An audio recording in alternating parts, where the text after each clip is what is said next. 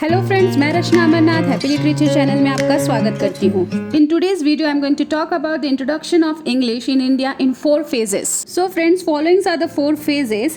1800 to 1857 known as the first phase, 1857 to 1880 second phase, 1880 to 1947 third phase and 1947 to 2004 fourth phase. तो India में English की शुरुआत कैसे हुई? ब्रिटिश ईस्ट इंडिया कंपनी से। ये एक ट्रेडिंग कंपनी थी जो इंडिया में एस्टैब्लिश हुई थी ट्रेडिंग के लिए, लेकिन फिर धीरे धीरे ये कंपनी क्या करने लगी, इंडिया में रूल करने लगी। अब रूल करने के लिए इनका जो एडमिनिस्ट्रेशन था यहाँ पे सेटअप हो गया, तो उस एडमिनिस्ट्रेशन में काम करने के लिए इनको कुछ वर्कर्स की ज़रूरत थी, कुछ ऑफिशियल्स की ज़रूरत थी। तो ऐसा नहीं था कि लोग सारे ऑफिशियल्स जो है वो ब्रिटेन से लेकर आए, तो उनको इंडिया में ही ऐसे लोग को तैयार करना था जो इनके काम कर सके।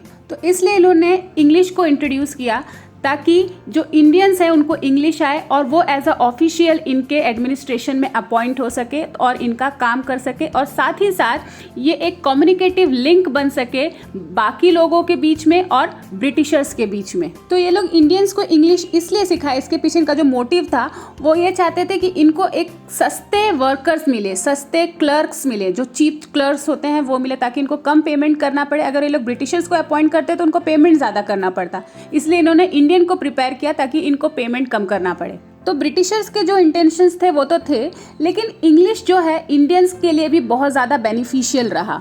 इंग्लिश के थ्रू इंडियंस के जो थिंकिंग है वो तो ब्रॉड हुए ही, साथ ही साथ उनके अंदर एक नया कॉन्सेप्ट आया फ्रीडम का, इक्वालिटी का और इंडिविजुअल डिग्निटी का। Now let us see the first phase. In the early Indian phase English represented a position of power.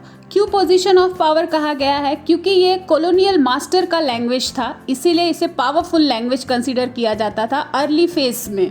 तो बिगनिंग में इस लैंग्वेज को अडॉप्ट करना, इसे समझना बहुत ही डिफिकल्ट था, क्योंकि ये एक फॉरेन लैंग्वेज था इंडियंस के लिए। आप भी अभी कोई फॉरेन लैंग्वेज जैसे कि चाइनीज़ सीखना चाहेंगे तो आपके लिए थोड़ा सा डिफिकल्ट हो जाएगा।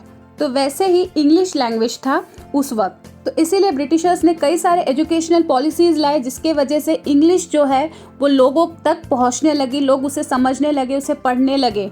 A framework of policy was made to bring in this foreign language and to make people aware of it, to make them understand, read, as well as to convey the message of better thinking and culture through it. In this phase, India had to cover long distance to reach modernity as it was stuck in orthodoxy. तो इस phase में Indians को एक distance को cover करना था। एक तरफ था मॉडर्निटी और एक तरफ था ऑर्थोडॉक्सी। तो इस ऑर्थोडॉक्सी मतलब पुराने ख्याल, रीति रिवाज से बाहर आके उनको मॉडर्निटी की तरफ बढ़ना था। English brought our elites and middle class individuals face to face with different perspective. Elites मतलब होता है जो बेस्ट एजुकेटेड लोग होते हैं, पावरफुल लोग होते हैं वो, और एक तरफ मिडिल क्लास। तो ये दोनों आमने सामने हो गए थे अपने अलग अलग थिंकिंग के साथ, अलग अलग पर्सपेक्टिव के साथ। किसके वजह से? इंग्लिश के वजह से। क्योंकि इंग्लिश जो है फर्स्ट फेज में सिर्फ जो हाई क्लास पीपल थे, जो बिजनेसमैन थे, सिर्फ वही पढ़ सकते थे। That's why the first phase inspired only thinkers and reformers. तो जो फर्स्ट फेज था उसमें इंग्लिश खाली थिंकर्स को और रिफॉर्मर्स जो थे बस उन्हीं को इंस्पायर कर पाई थी, और बाकी जो कॉमनर्स थे वो अभी भी इंग्लिश से दूर थे। Then second phase. So second phase was productive in literature. तो सेकेंड फेज क्या था? लिटरेचर फील्ड में बहुत ही ज़्यादा प्रोडक्टिव रहा, क्योंकि इसी फेज में बहुत सारे राइटर्स जो आए वो इंग्लिश में लिखना शुरू किए थे। During second phase, English affected the ideas and values of the Indian society largely. With the increasing knowledge of English, a large number of creative minds began to look at their counterparts in England as their role models and sought to emulate their example. तो counter part का क्या मतलब है? जो Indians थे, जिस position में Indians थे, वो लोग अपने आप को इंग्लैंड के लोगों से कंपेयर करने लगे। वो लोग भी सेम पोजीशन में थे, तो सोचते थे जो चीज़ उन्हें, जो राइट्स उन्हें मिल रही है वो राइट्स हमें भी मिलनी चाहिए। तो उनको एज अ रोल मॉडल समझ के उनके लाइफ को, उनके राइट्स को अपने लाइफ में इम्यूलेट करने लगे, उसको इम्प्लीमेंट करने लगे। तो जो इंडियन रिफॉर्मर्स थे उन्होंने कई सारे इंग्लिश बुक्स पढ़े, जो ब्रिटेन में लिखा हुआ बुक्स था वो पढ़े, लॉज को पढ़े। तो वो समझे कि जो हमारे साथ इंडिया में हो रहा है, जो ब्रिटिशर्स हमारे साथ कर रहे हैं वो गलत है, तो उसके खिलाफ उन्होंने आवाज़ उठाई। तो ये सब किसके वजह से हुआ? इस इंग्लिश के वजह से हुआ। With the effort of reformers, a meaningful interaction came into existence. अब ये जो रिफॉर्मर्स थे ब्रिटिशर्स के साथ एक मीनिंगफुल इंटरेक्शन करने लग गए अपने राइट्स को लेकर।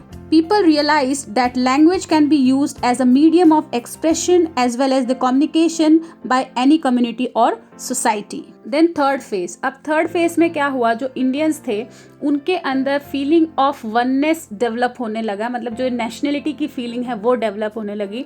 तो अब इनको फ्रीडम चाहिए था। तो अब ये इंग्लिश लैंग्वेज के अगेंस्ट हो गए थे, क्योंकि ये फॉरेन लैंग्वेज था, ब्रिटिशर्स का लैंग्वेज था। तो अब यहाँ पे स्वदेशी मूवमेंट स्टार्ट हो गया था, इसलिए इन लोग इंग्लिश के अगेंस्ट हो गए थे। So the third phase brought out the inefficiency of a foreign language. This phase was marked by the dialectic of supporting and opposing.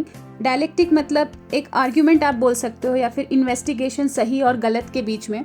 Opposing the emerging situation under the influence of growing nationalistic awareness, resulting in the final attainment of freedom from the British in 1947. Our society developed the feeling of oneness. Indian national movement started at the end of the 19th century and resulted in the independence. So the third phase marks the heyday of Indian language and literature. तो third phase में क्या हुआ, जो Indian language था, Indian literature था, वो ज़्यादा powerful हो गया। हेडे का मतलब द ग्रेट सक्सेस। और जो इंग्लिश था, कॉलोनियल मास्टर्स का लैंग्वेज, उसे मार्जिन में ला दिया गया था, मतलब उसे साइड कर दिया गया था। तो अब फोर्थ फेज मतलब जो पोस्ट इंडिपेंडेंस पीरियड है, उसका तो रिजल्ट आप अभी तक जानते हैं, जो 2022 में है वही सेम है कि इंग्लिश का क्या इंपॉर्टेंस है इंडिया में। तो कंडीशन ये है कि इंग्लिश जो है एक स्टेटस सिंबल बन गया है।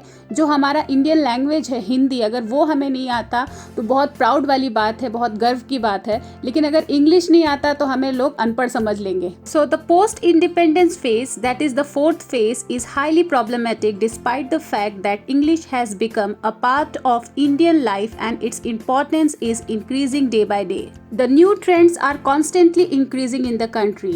This is resulting in the slowing down of the progress and the growth of Indian language. अब हार्डली कोई होगा जो इंडियन लैंग्वेज में अपनी स्टडीज को पूरा कर रहा है, अदरवाइज सभी लोग क्या कर रहे हैं, इंग्लिश को ही चूज कर रहे हैं। Having become a medium of instruction, English has replaced all the Indian languages at school as well as at university level.